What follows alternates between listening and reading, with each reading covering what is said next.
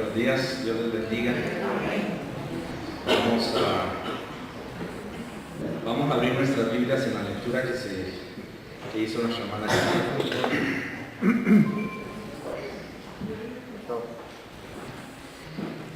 Colosenses capítulo 3.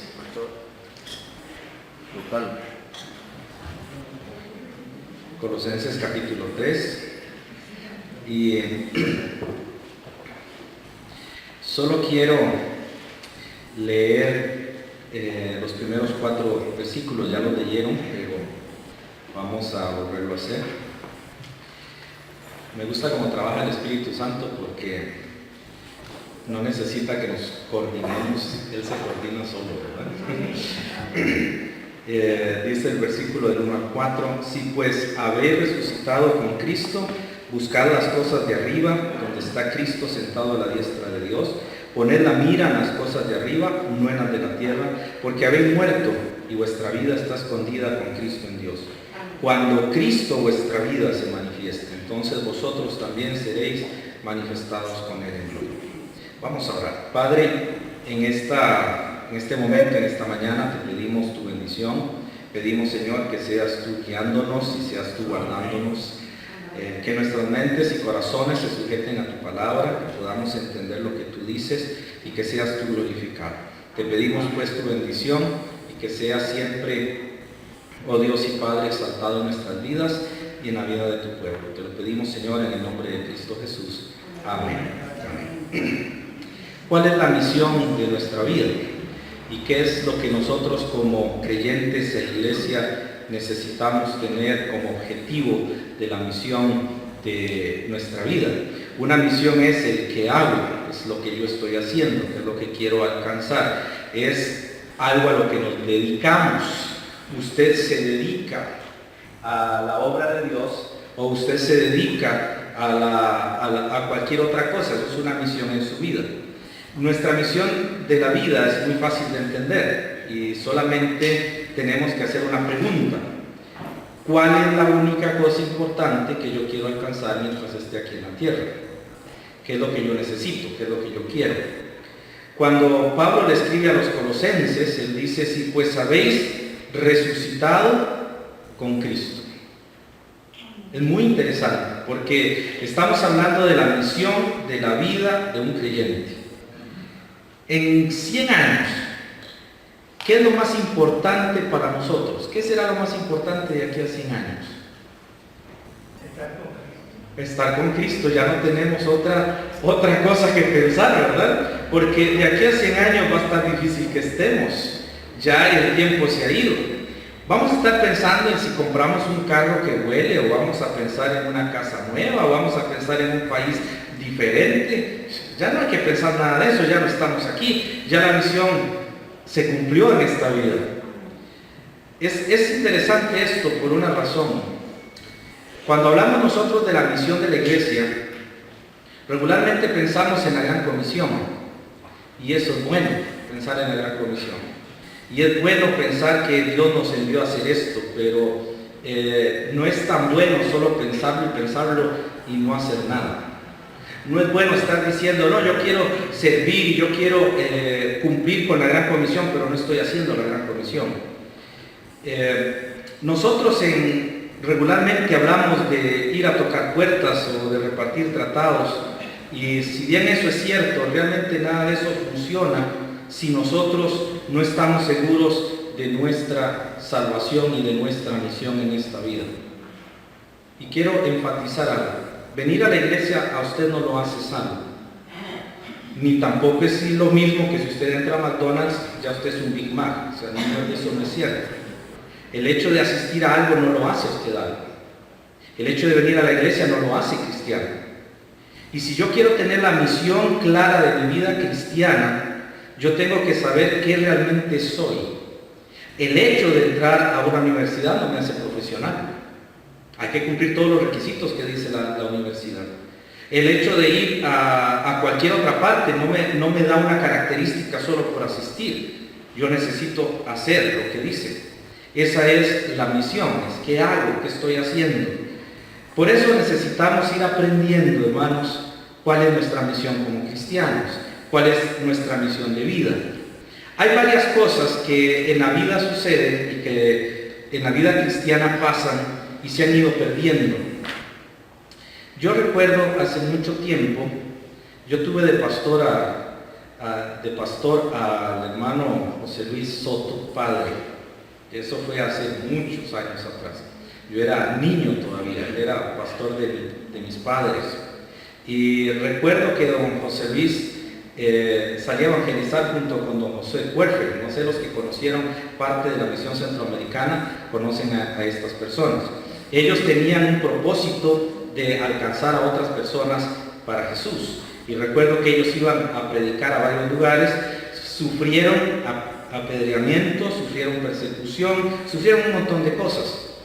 Y ellos siguieron predicando el Evangelio. También hubo una familia de hermanos misioneros bautistas, don Eduardo y Anita Smith, que eran personas, don Rolando, perdón, y Anita Smith, que eran personas dedicadas al servicio de la obra de Dios en aquella época. Y es muy interesante porque ellos trabajaban por alcanzar a las personas para el Señor. Y había una característica interesante en las iglesias en aquella época, una cosa que impactaba a la gente. La Santa Cena era cerrada en todas las iglesias. ¿Saben qué significa Santa Cena cerrada? Solamente los miembros de la iglesia local la participan. Y en la iglesia centroamericana de Paraíso, de Cartago y de otros lugares, Turrialba y otras partes, cuando venía la Santa Cena sacaban a todos los que no eran miembros y cerraban las puertas. Era parte de su forma, de su costumbre. Era algo que se había heredado. Tal vez algunos de ustedes recordarán que las iglesias centroamericanas hacían eso. Tenían una cena cerrada. Actualmente solamente una rama de las iglesias bautistas todavía mantienen esa costumbre. Ya las otras iglesias se han abierto a todo. Pero cuando ellos hacían eso, lo hacían por una razón. El objetivo de la iglesia era muy diferente al objetivo del mundo, y compararse con el mundo no estaba correcto. Ahí entraba la misión de la iglesia, ahí entraba el objetivo de la iglesia. Y por eso es que cuando leemos en Colosenses, si pues habéis resucitado con Cristo, ¿qué es lo que va a hacer un creyente? Va a buscar las cosas de arriba, donde está Cristo sentado a la diestra de Dios. Cuando hablamos de misiones y cuando hablamos de evangelismo, estamos hablando de una de las misiones que como cristianos tenemos. Cuando el Señor llama y cuando Jesús pone a la iglesia a trabajar, Él les propone una misión y los envía. Vamos a Juan capítulo 17, por favor. Una de las cosas interesantes acerca del campo misionero y acerca de las misiones y acerca del evangelismo, acerca de compartir el evangelio, una de las cosas interesantes es que todas las ordenanzas están antes de Pentecostés. Y es muy interesante que el Señor no diera eso después de Pentecostés. La gran comisión, la cena del Señor, todo eso está antes de Pentecostés. En San Juan 17, 18, Jesús dice: como tú me enviaste al mundo, ¿qué dice allí? Aquí hay un detalle, porque Él dice: así como me enviaste al mundo, así los he enviado al mundo. Usted y yo somos enviados al mundo, pero de la misma manera que Jesús fue enviado al mundo. Y es para predicar el evangelio. Dios no me envió al mundo para lucirme bonito. Dios no me envió al mundo para ponerme como mejor que los demás. El Señor me envió al mundo para predicar el evangelio. Eso es para lo que Dios me envió. Y una de las cosas que nos hace pensar en esta época, en este tiempo, es que la situación ecológica, lo que es la ecología, o lo que es la parte global, si no es el término, la parte global está en decadencia, está en caos. Tenemos muchos problemas, hay muchos huracanes, hay muchos temblores, hay muchas cosas que nos hacen pensar que estamos en el fin de los tiempos. Pero yo creo que antes de pensar que estamos en el fin de los tiempos, debemos pensar que es un tirón de orejas porque la iglesia no está haciendo lo que tiene que hacer. La iglesia no está saliendo a evangelizar, la iglesia no está saliendo a predicar el evangelio. La gente no conoce de Cristo Jesús. No sé cuántas personas han muerto en México por los terremotos, ni sé cuántos han muerto por los huracanes. Son muchos, son muchas personas. Y la iglesia se ha preguntado cuántas de esas personas llegaron al cielo. Y nosotros nos estamos preguntando que si eso pasara en Costa Rica y nos sucediera una catástrofe de ese tipo, ¿cuántas de las personas que van a fallecer van a llegar al cielo? ¿Cuántos de ellos van a estar con Cristo Jesús? El hecho de que vengan a una iglesia o que asistan a una iglesia o que se digan cristianos no los hace cristianos. Y tristemente muchos de ellos no van a llegar a conocer al Señor. La misma misión que Dios Padre le da a su Hijo Jesús es la misma misión que usted y yo como creyentes, como hijos de Dios tenemos. ¿Para qué vino Cristo a este mundo? ¿Por qué el Padre lo mandó aquí? ¿Qué vino a hacer Jesús aquí? Jesús es el dueño de todas las cosas. Y Jesús es el creador de todas las cosas. Jesús es nuestro ejemplo y es a quien tenemos que seguir. Pero Jesús nunca tuvo un burro nuevo. Él siempre anduvo a pie. Por una razón, no porque no pudiera, porque no quisiera. Porque Él quería comunicarse con la gente que tenía necesidad. Los misioneros, cuando vino William McConnell a Costa Rica, ya había otro misionero en Limón trabajando, en la zona de Limón. Y este misionero era de apellido Pensotti, y él trabajaba en aquel lado trayendo Biblias. De hecho hay una Biblia de él en las Sociedades Bíblicas Unidas.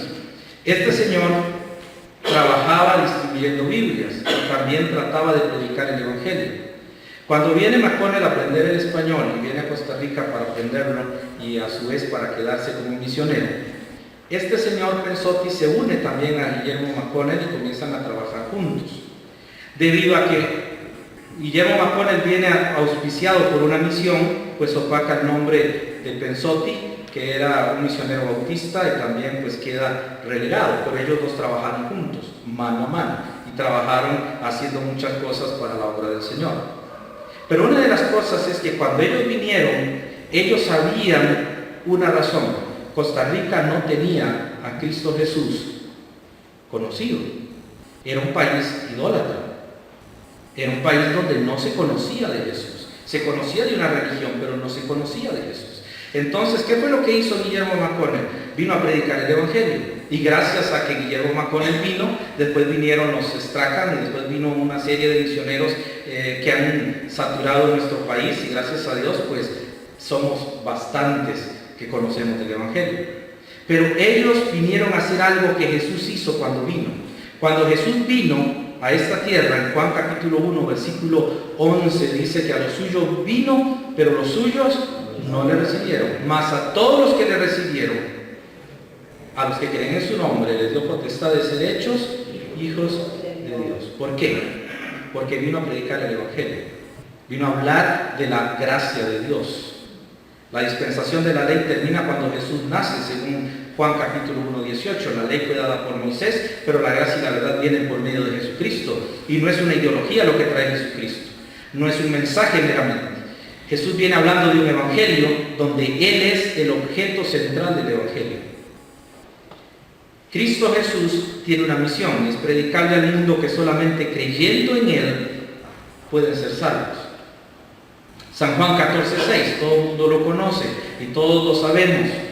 Él dice allí en el verso 6 de San Juan 14, yo soy el camino y la verdad y la vida. Nadie viene al Padre sino por mí.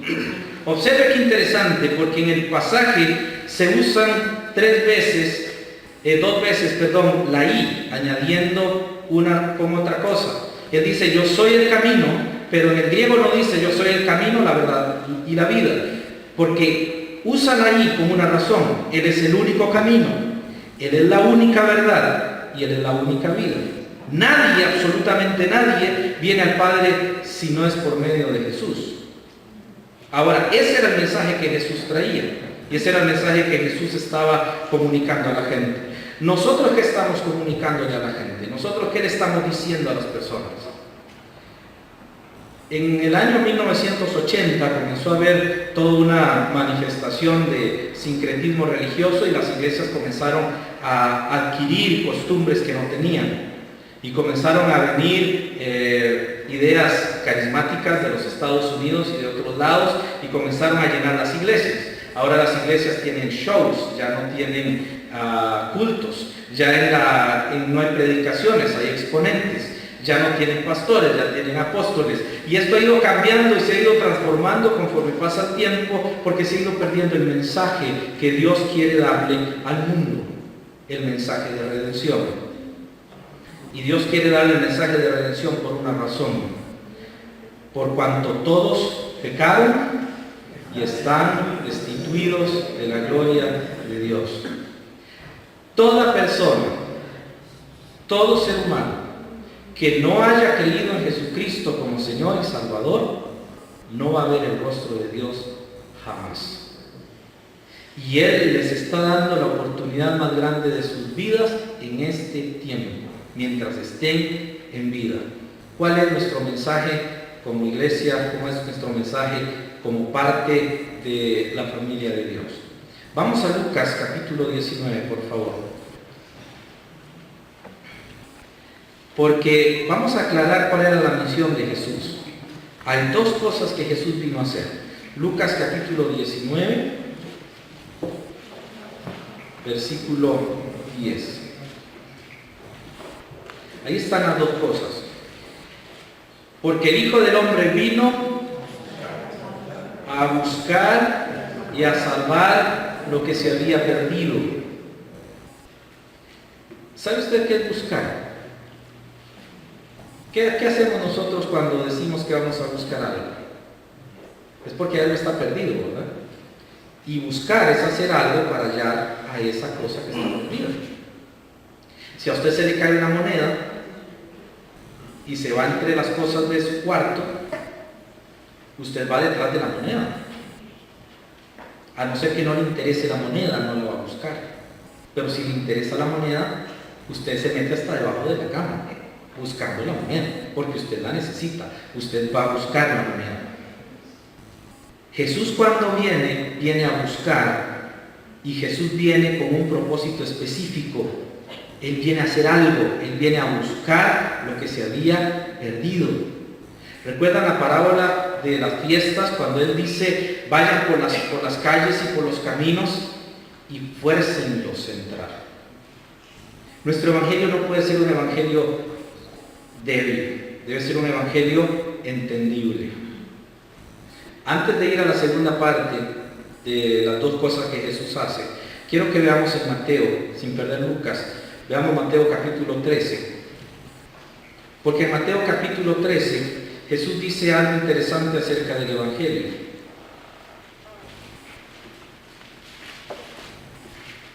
San Mateo 13, 23. Mas el que fue sembrado en buena tierra, este es el que oye, ¿y qué más? Y entiende la palabra, y da fruto, y produce a 100, a 60 y a 30 por uno. La fe viene por el oír, y el oír. Nadie puede ser salvo si no entiende el evangelio. Yo puedo hablar mucho de Jesús, pero si no estoy dando un mensaje entendible, las personas no se van a salvar. Cuando usted da el evangelio muchas veces, o cuando usted intenta hablar el evangelio, o cuando yo intento hablar el evangelio, pero nadie tiene una reacción acerca de eso, debo preguntarme, ¿lo estoy haciendo entendible? La gente está entendiendo lo que estoy diciendo. Los hermanos que trabajan en misiones y van a una cultura diferente no pueden llegar de buenas a primeras a dar el evangelio porque no conocen el idioma, no conocen las costumbres, no conocen la historia y tienen que irse involucrando en eso para poder dar a entender, para poder explicar y que comprendan el mensaje del evangelio. Yo no puedo ir por todos lados repartiendo y diciendo cosas del evangelio si no estoy dando a entender el evangelio. ¿Y saben cómo me equivoco con el evangelio? Cuando yo le digo a la gente que Dios le ama y tiene un plan maravilloso para su vida. No, Dios le ama. Pero en ese momento no hay un plan maravilloso en su vida. Él está condenado. Y lo único que le espera es la muerte. ¿Cuál es el plan maravilloso de Dios? Que crea en Jesús. Y yo tengo que explicar eso. Pero a veces oímos la predicación del evangelio y es una predicación tan estándar, tan suelta de la verdad, que simplemente le decimos a la gente: vaya a la iglesia. Ahí todo se le soluciona. Dios le va a ayudar en todo. No, venir a la iglesia no se lo soluciona nada. La iglesia no puede solucionar lo que solo Cristo Jesús puede solucionar por medio de la conversión. Hacer entender el evangelio es lo que convierte a las personas. Y yo tengo que dar un evangelio que se entienda. Hay personas a quienes Dios llamó para predicar el evangelio y tienen un don especial para eso. He oído predicar a muchos pastores, he oído hablar a muchas personas el evangelio, pero hay hermanos que tienen un don especial para predicar el evangelio y alcanzar a las personas. Todos los demás necesitamos esforzarnos a entender bien el evangelio para explicarlo bien, porque no tenemos ese don para explicarlo de esa manera. Jesús dijo que el Hijo del Hombre vino a buscar y a salvar lo que se había perdido. Jesús viene a buscar. Ahora, si yo voy a buscar algo, yo tengo que hacer todo el esfuerzo para encontrarlo, pero mi objetivo es hallarlo. No es simplemente meterme debajo de la cama, rebuscar por todo lo que está allí debajo, lo que está en el armario, por todo lo que está allí debajo, y tengo que ir a buscar todo eso y cuando la veo digo, ahí está, qué bien, está muy bonita ahí, y me salgo y me voy. No, yo la saco. Mi propósito es poder llevarme esa moneda, o lo que ando buscando. Cuando yo voy a buscar un perdido, mi objetivo no es simplemente decirle que qué linda que es la vida y que con Jesús estamos muy bien. La idea es traerlo. Ese es el objetivo. Hemos estado hablando el mes pasado sobre la autoridad y quién es la autoridad. Y hablamos sobre el movimiento pentecostal, y hablamos sobre el movimiento carismático, y hablamos sobre lo que ellos enseñan. Ellos no tienen un evangelio claro. Usted que ha nacido de nuevo y tiene a Cristo Jesús sí tiene un evangelio claro. Usted entiende eso. He oído gente hablar en contra de ciertos gobiernos en otros países, pero nunca han vivido en esos países. Simplemente están repitiendo lo que otro dijo y no entienden lo que sucede en los países. Pero he oído gente que ha vivido en esos países y debo creer lo que dicen porque tienen no solamente la experiencia, sino el conocimiento y la capacidad para explicarlo.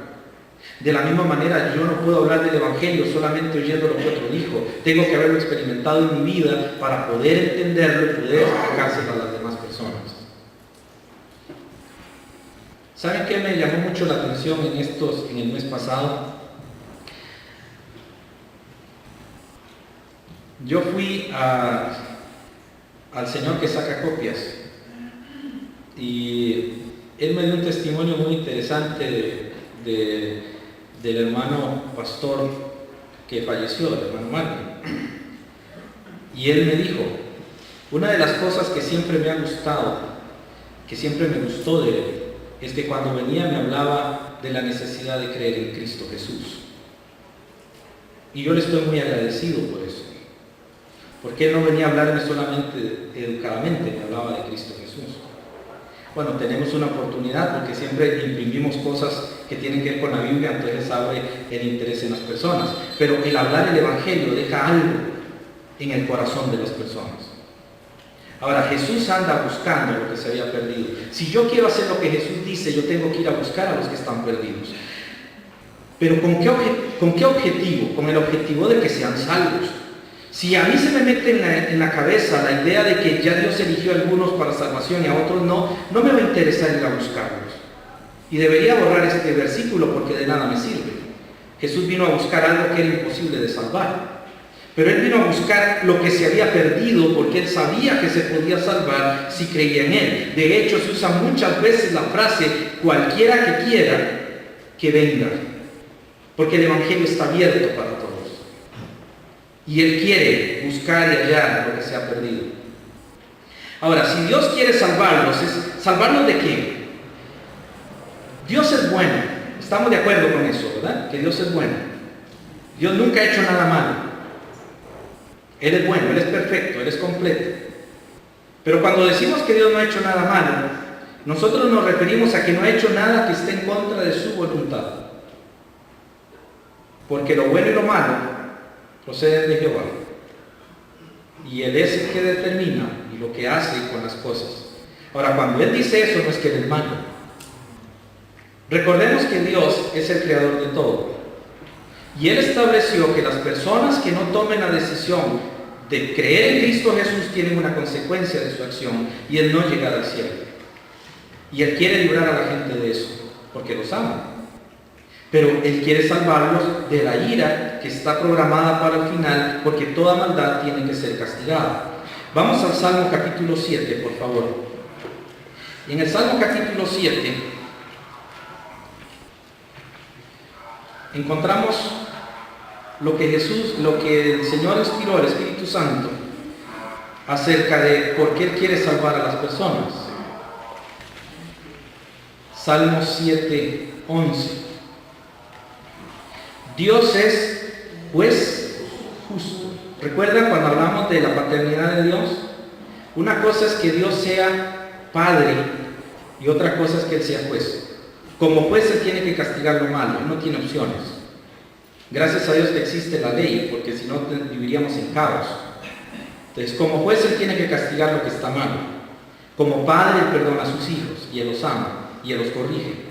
Pero como juez dice que Dios es juez justo y Dios está airado contra el impío de vez en cuando. Todos los días.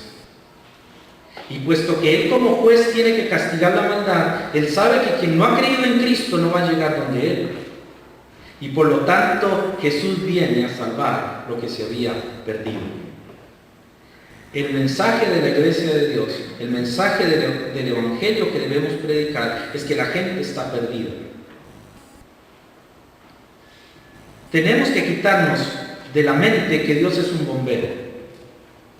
Mucha gente viene a la iglesia y mucha gente asiste a la iglesia para recibir de Dios una bendición, o porque tengo un problema, o porque tengo una dificultad, o porque estoy enfermo.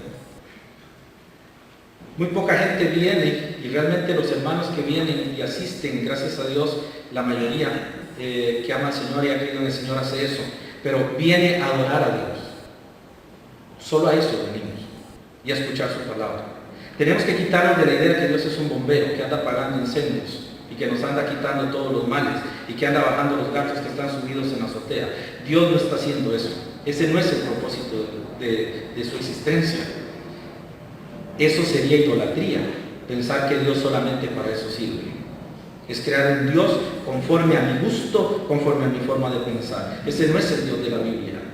El Dios de la Biblia es un Dios justo que castiga el pecado y que debe castigar al pecador, pero puesto que es justo, Él quiere salvarlos, habiendo ofrecido a su Hijo como propiciación por los pecados. Dios quiere salvar a las personas de la condenación según Juan 3:18. Ahora usted y yo estamos haciendo ese evangelio, ¿o cómo estamos viviendo nosotros el evangelio? Vamos a Apocalipsis capítulo 21, por favor.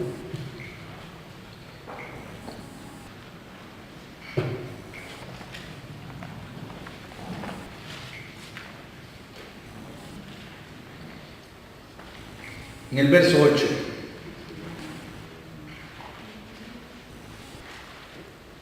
Pero los cobardes e incrédulos, los abominables y homicidas, los fornicarios y hechiceros, los idólatras y todos los mentirosos tendrán su parte en el lago que arde con fuego y azufre, que es la muerte segunda. Eso le espera a todos aquellos que no han creído en Jesús.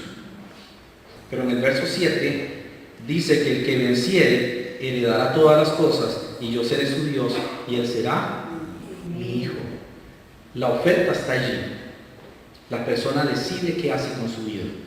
Pero usted y yo tenemos la obligación de explicarle a las personas no creyentes lo que va a suceder con su vida.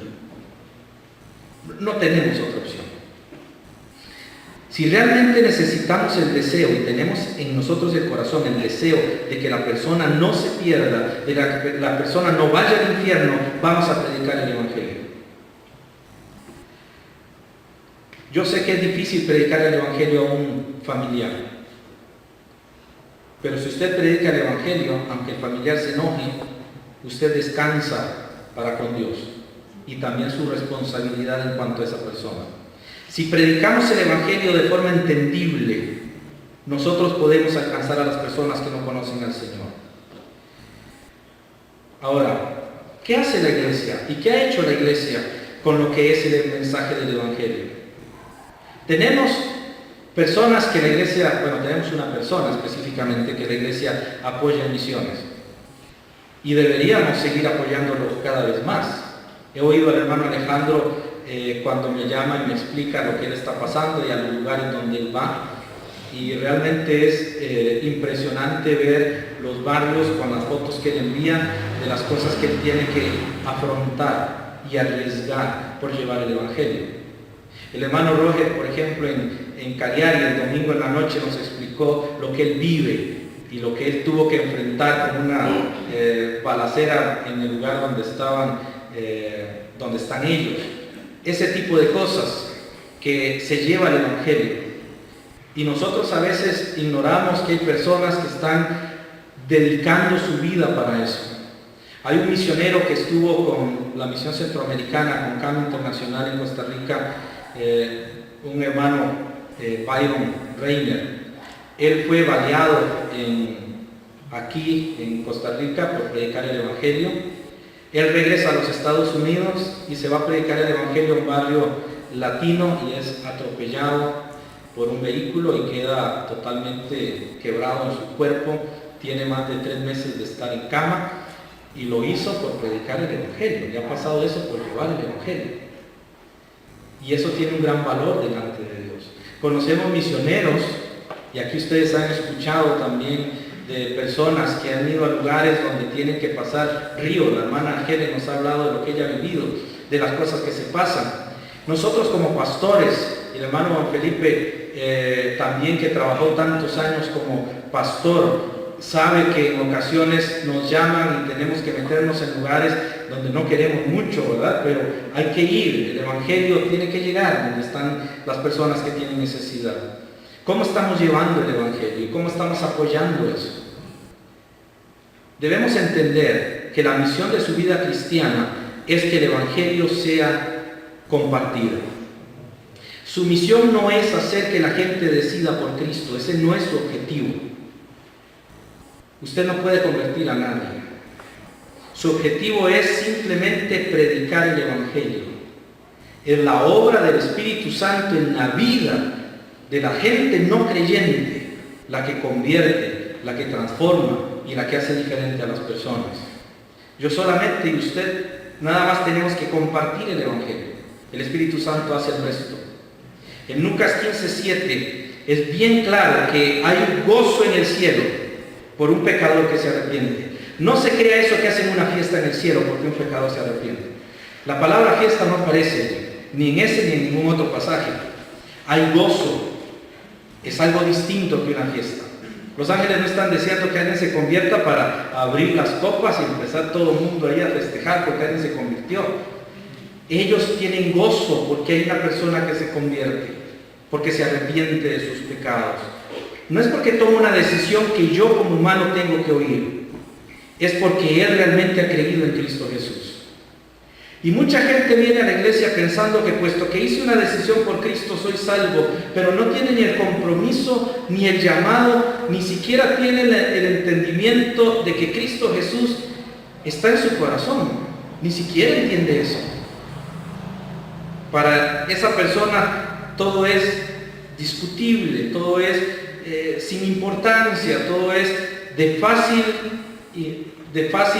ignorancia, de ignorarlo fácilmente. El arrepentimiento es lo que nos lleva a la salvación. Y yo tengo que enseñarle a la gente que está perdida. Nunca olvido la historia del niño adoptado cuando llega y le dice a su padre triste porque en su escuela se burlaban de él porque él era adoptado. Y llega llorando a sus padres diciendo que se burlaban. Su padre trata de consolarlo, pero él seguía llorando. Entonces le dice su padre, pero hijo, ¿por qué lloras? Yo te amo. Me dice, no, yo no lloro por eso.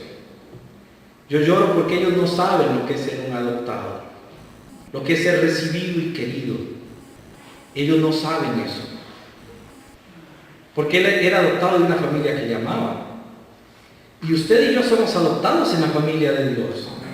Usted y yo somos hijos de Dios por adopción. Y deberíamos estar felices de sentir eso. de que soy adoptado en Cristo Jesús y de decirle a los demás que pueden serlo también si se arrepienten de sus pecados y si los confiesan y se apartan de ellos.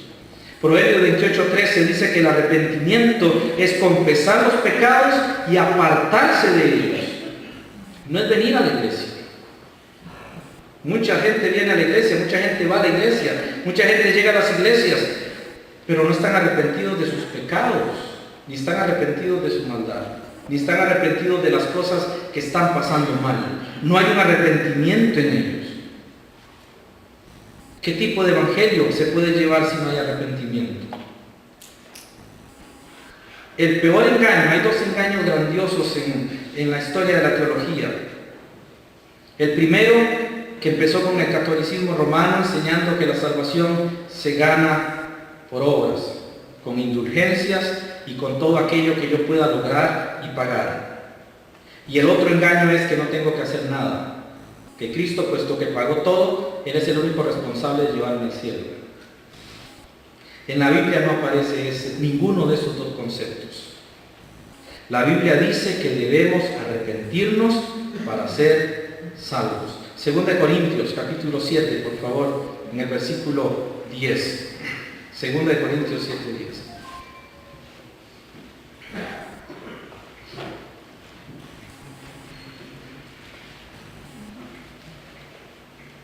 Porque la tristeza que según Dios produce arrepentimiento para salvación, de que no hay que arrepentirse, pero la tristeza del mundo produce, a eso le llamamos depresión.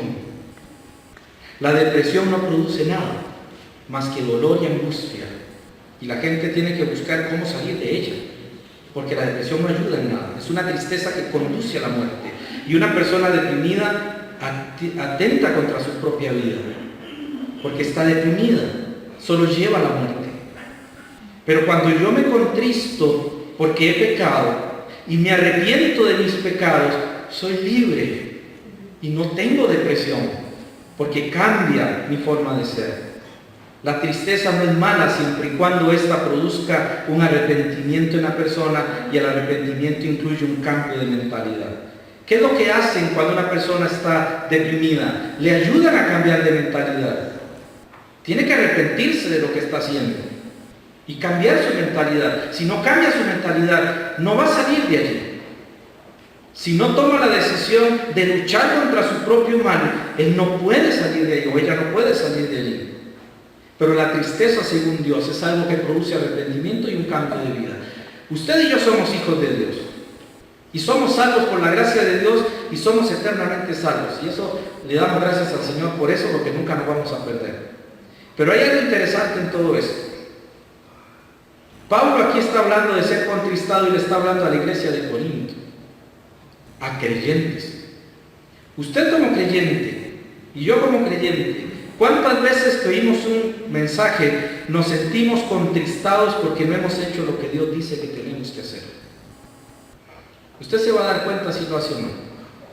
Si usted escucha la predicación que es necesario orar y que es necesario acercarse a Dios en oración, y dice, sí, eso es muy importante, eso es interesante, pero llega a su casa y nunca ora, llega a su casa o a su trabajo y nunca da gracias a Dios, usted no se ha arrepentido de sus acciones. Por lo tanto, sigue cargando su pecado. El que sabe hacer lo bueno y no lo hace, le es pecado. Nosotros tenemos que predicar el Evangelio de una forma entendible y tenemos que ponerlo en práctica. Esa es mi misión. Pero si yo no me arrepiento de lo que no hago, ¿cómo voy a tener una acción para hacer las cosas? Entendamos bien ese principio. Yo mismo me tengo que arrepentir para yo mismo poder disfrutar la salvación que tengo en Cristo Jesús. Usted no necesita, ni yo necesito, que la iglesia nos motive a salir a evangelizar. Ni usted necesita un don para salir a evangelizar. Usted no lo necesita. La Biblia no dice que usted necesita un don para salir a evangelizar. Usted debe simplemente hacerlo. Ese es su deber. Como cristiano usted debe evangelizar. Debe predicar de Cristo Jesús. Ayer estaba visitando a un hermano y llegó una visita un señor muy humilde, bastante humilde, que trabaja haciendo cositas en las casas. Él entró y el hermano me presenta, pero no dice que soy pastor ni que soy creyente, simplemente dice él es un amigo de la familia, él es Carlos, ¿verdad? El Señor se vuelve y me da la mano y me dice: yo saludo siempre de esta manera. Ese fue el saludo de él. Yo saludo siempre de esta manera. Yo le voy a hablar a usted de Jesús. Y si usted se molesta por eso, me disculpa, pero tengo que hablarle de Jesús. Ese fue el saludo que me dio. Yo no dije soy pastor ni nada, lo dejé. Me predicó el Evangelio. Y él me dijo todo lo que Jesús quería que una persona no creyente escuchara. Y cuando lo escuché, yo dije: una persona tan humilde, tan sencilla, con un mensaje tan poderoso en su boca, que puede transformar a una persona. Y mientras yo lo escuchaba, yo sentía al Espíritu Santo como diciéndome: deberías aprender y hacer lo mismo. Ese fue el saludo que me dio. Porque Él dice que en todo lado predicar el Evangelio. Dice: yo ahorita me muero. Dice: yo ahorita no voy a estar. Yo me voy a ir de este mundo. Y usted no sabe si va a durar mucho. Yo quiero que todo el mundo conozca el Jesús que me dio a mí salvación. Y entre sus bromas y chistes me habló del Evangelio.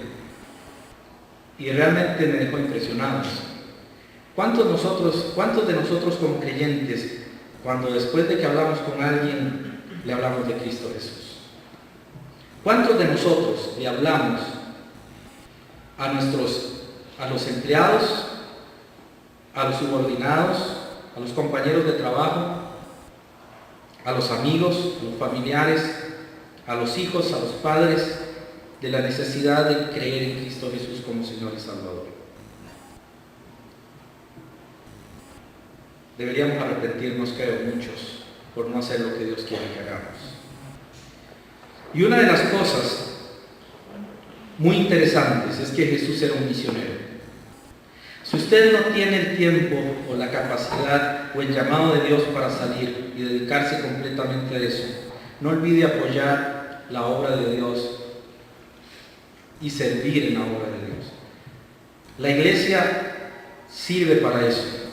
Y las ofrendas que llegan a la iglesia de manera administrada correctamente se deben distribuir no solamente para el beneficio de la iglesia, sino también para las misiones y el evangelismo, porque debemos alcanzar a la gente. San Juan capítulo 4, por favor. Una historia muy conocida.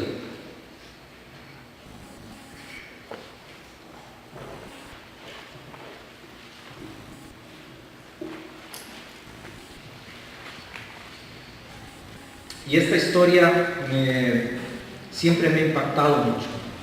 Hay varios elementos que quiero resaltar así de forma rápida. Jesús llega a hablar con una mujer de Samaria, la mujer samaritana. Pero en el verso 4 dice que le era necesario pasar por Samaria. Le era necesario pasar por Samaria. La necesidad tenía nombre. Era una mujer. Y Jesús llega a Samaria y dice en el verso 5 que llega a la ciudad de Sicar, junto a la heredad que Jacob dio a su hijo José. Y estaba allí el pozo de Jacob. Entonces Jesús, cansado del camino, se sentó así junto al pozo. Era como la hora sexta. Estamos hablando que Jesús está llegando al calor del día, al mediodía. Eran las 12 del día. Y viene una mujer de Samaria a sacar agua. ¿Saben por qué vino al mediodía esa mujer? Cuando el sol es tan abrasador y nadie sale de la casa, para que nadie la viera. Porque la vida de la mujer no era una vida buena. Y Jesús le dice: dame de beber. Sus discípulos ya no estaban. En el verso 9 la mujer le dice: ¿cómo tú, siendo judío, me pides a mí de beber, que soy mujer samaritana? Porque judíos y samaritanos no se tratan entre sí. ¿Por qué le era necesario a Jesús ir? Porque él sabía que esta mujer estaba enferma. Él sabía que esta mujer tenía una necesidad en su corazón. Él sabía que esta mujer estaba triste. ¿Por qué tú, siendo judío, me pides a mí? ¿No sabes que nosotros no nos tenemos que llevar bien?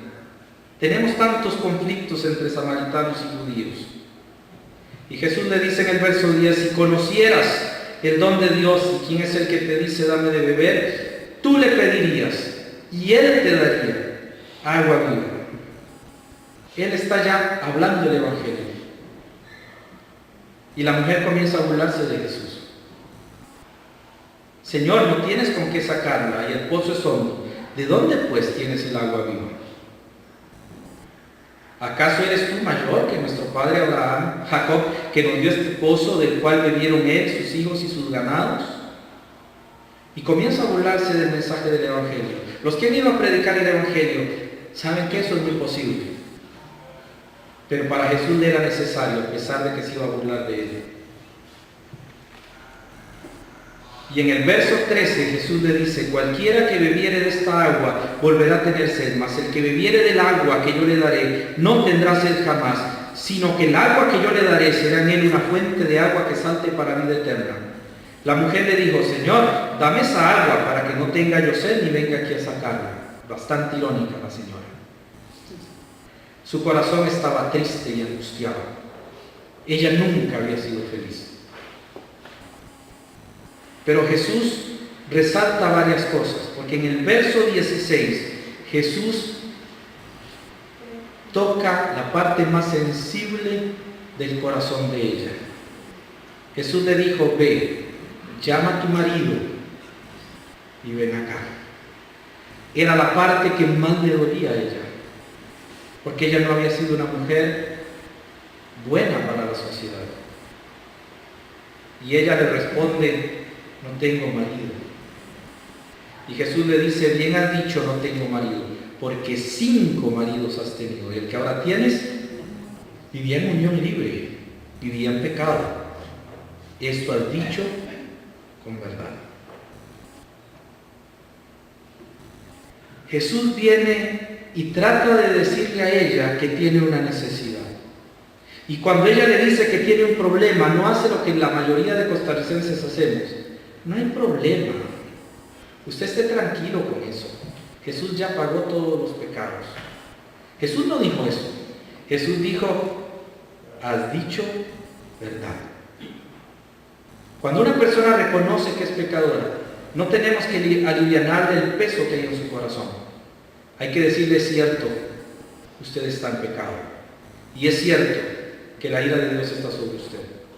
Pero también es cierto que Cristo Jesús murió por usted en la cruz. Y si cree en Él, puede ser salvo. Y por eso es que Jesús le habla del Evangelio. Y Jesús le dice la verdad. Y esta mujer cree en Él. En el verso 25 al 26 dice, le dijo la mujer, sé que ha de venir el Mesías, llamado el Cristo. Cuando Él venga, nos declarará todas las cosas. Jesús le dijo, yo soy el que habla contigo. Más claro no podría ser. Jesús quiere que el mensaje que usted y yo llevemos del Evangelio sea claro. Y para eso la autoridad de la Biblia es fundamental. No pensemos que nuestro Evangelio tiene que ser un Evangelio liviano, ni nuestras predicaciones tienen que ser livianas. Los de la ideología de género están equivocados, y si no se arrepienten de sus pecados, Dios los va a castigar. La iglesia no tiene por qué castigarlos. La iglesia no tiene esa autoridad, solamente dice la verdad.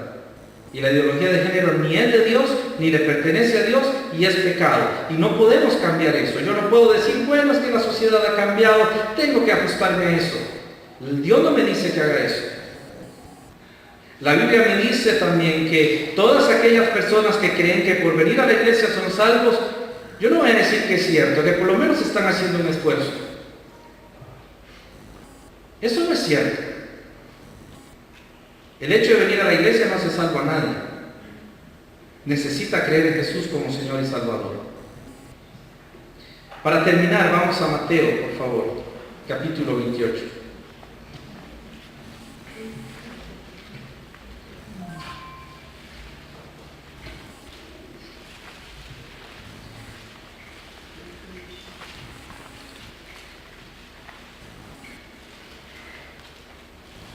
En el versículo 16 en adelante, Jesús les da la gran comisión a los apóstoles, a los 11 discípulos.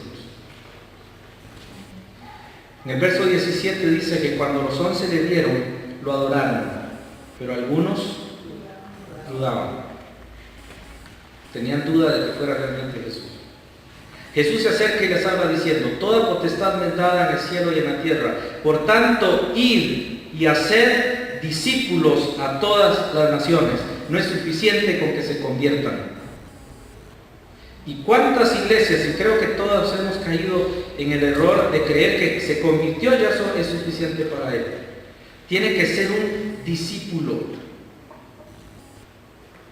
bautizándolo en el nombre del Padre, del Hijo y del Espíritu Santo, enseñándoles que guarden todas las cosas que os he mandado, y yo estoy con vosotros todos los días hasta el fin del mundo. Cuando hablamos nosotros del cristianismo, hablamos de alguien que ha creído en Jesús y que conoce cómo es la vida de Jesús. Hay 52 doctrinas básicas del cristianismo. Muchos se aferran solo a una o dos, pero es necesario conocer las 52 doctrinas básicas. Mucha gente nos habla del rapto de la iglesia y mucha gente nos habla sobre la segunda venida de Cristo y enfatizan mucho solo un elemento, olvidando todos los demás. Él dice que debemos enseñar todo lo que Él nos ha enseñado. ¿Por qué tenemos que apoyar a los misioneros? ¿Y por qué tenemos que apoyar las misiones? ¿Y por qué tenemos que apoyar a la iglesia? Porque se dedica a discipular, porque se dedican a crecer a las personas que han llegado a conocer el Evangelio.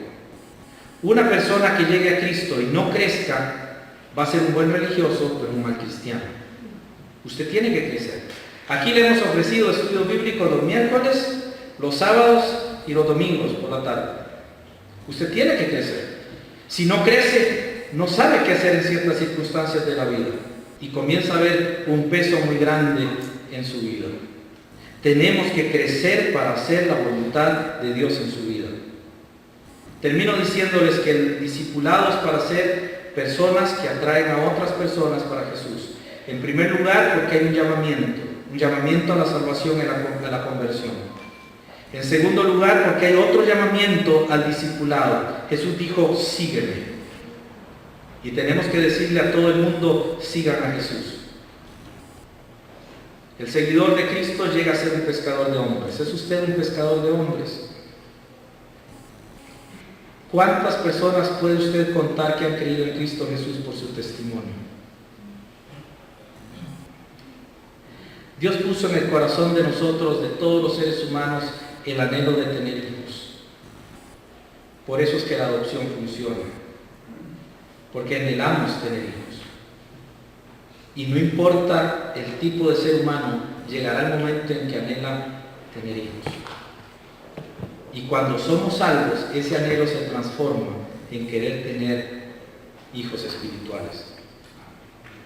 Y cuando usted tiene un hijo espiritual es muy interesante, porque el hijo espiritual lo va a seguir a usted como un hijo sigue a su padre.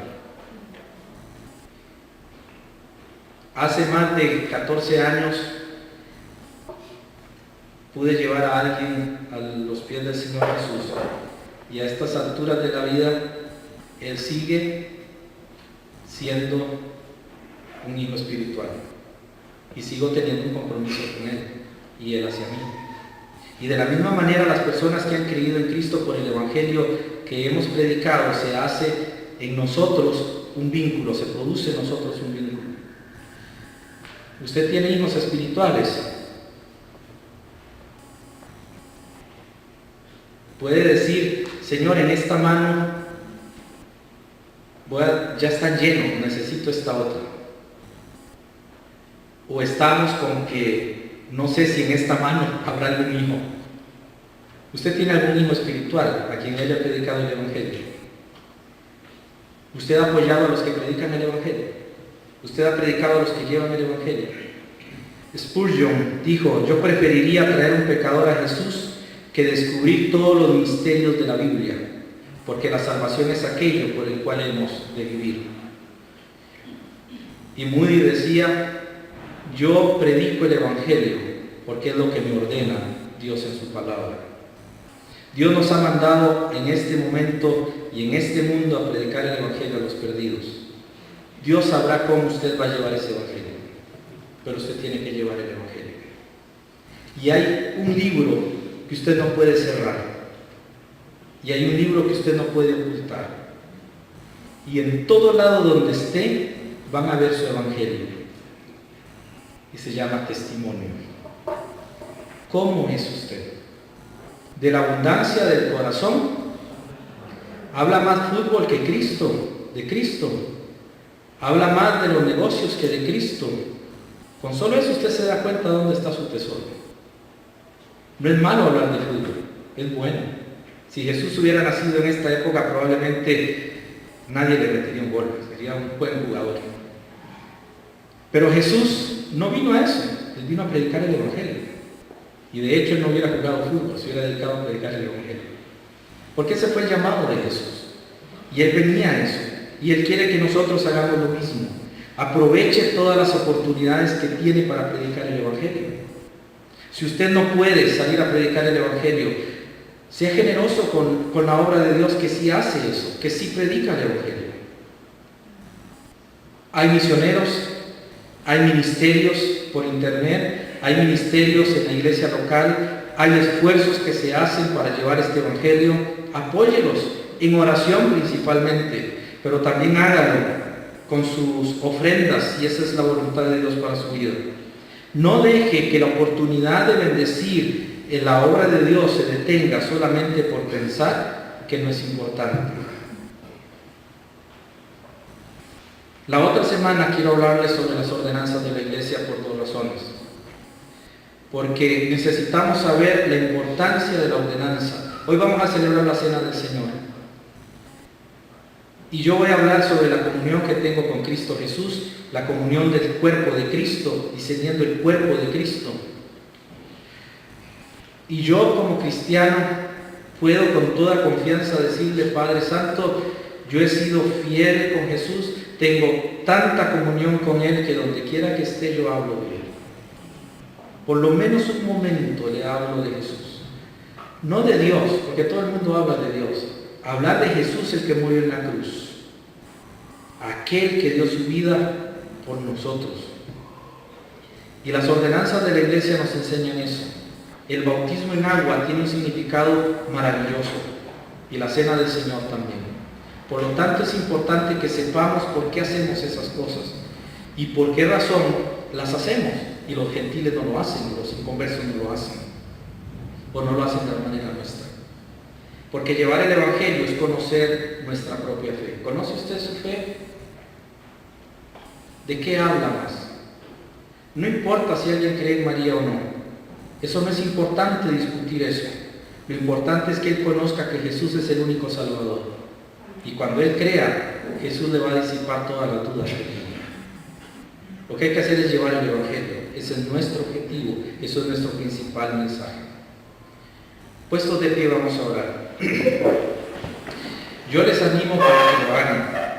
Y si alguno de aquí no tiene la seguridad de que Jesús está en su corazón y de que Jesús ha venido a morar en su corazón, si por alguna razón ha creído que es un buen cristiano, que es un buen evangélico, que es un buen bautista o que es un buen cristiano de cualquier tipo, pero no siente en su corazón el anhelo de obedecer a Jesús y conocer más de Él, piense, ¿tiene realmente a Jesús en su corazón? Porque cuando el niño nace, llora para que le den leche. Cuando usted nace en Cristo, va a anhelar profundamente la palabra de Dios.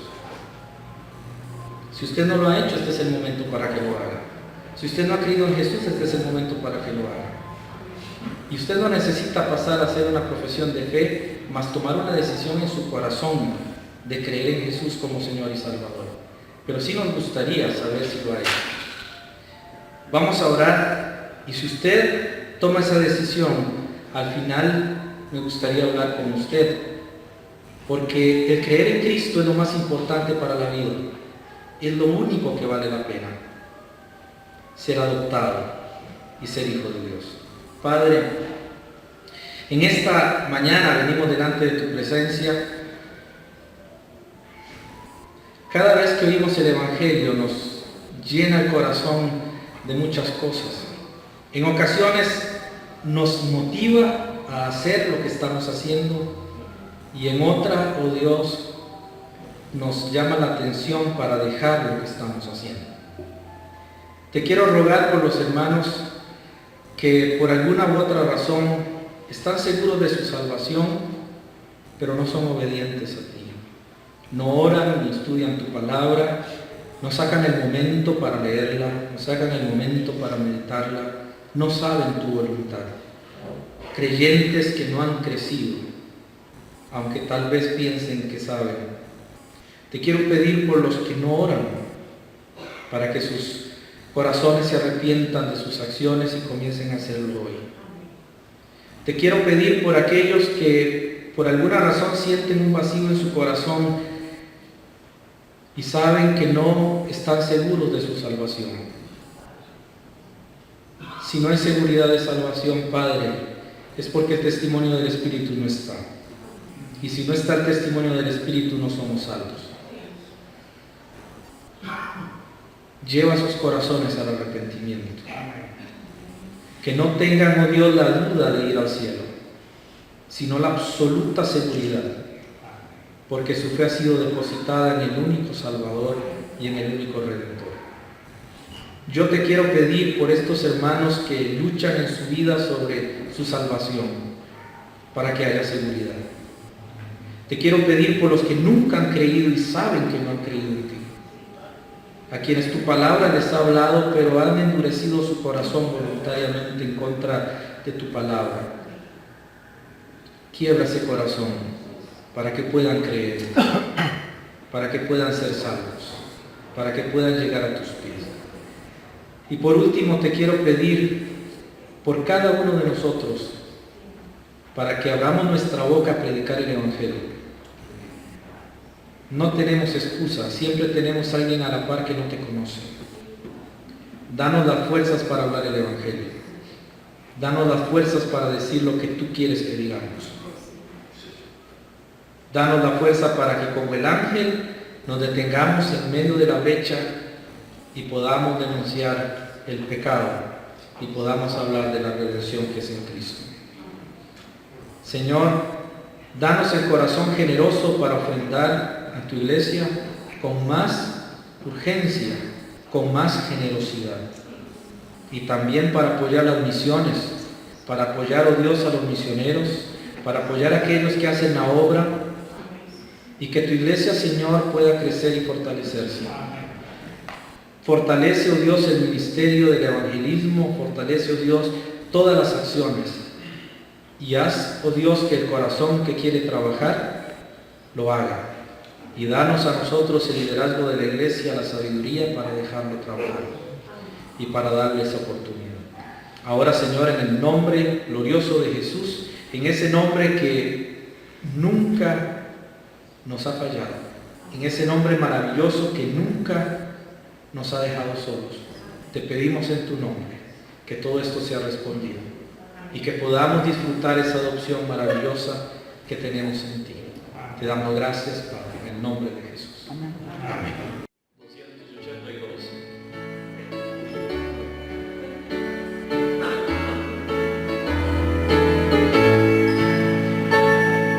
Sembraré la siguiente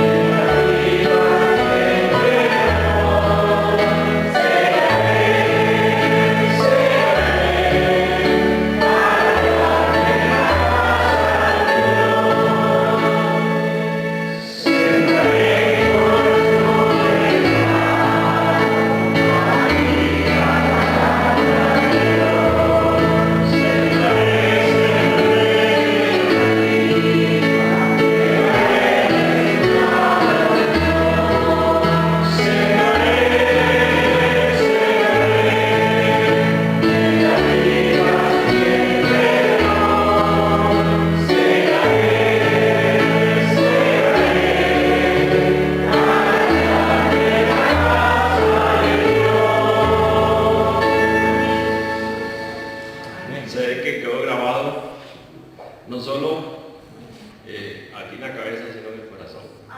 El resultado ahí lo están dando ustedes. Han cantado maravillosamente bien.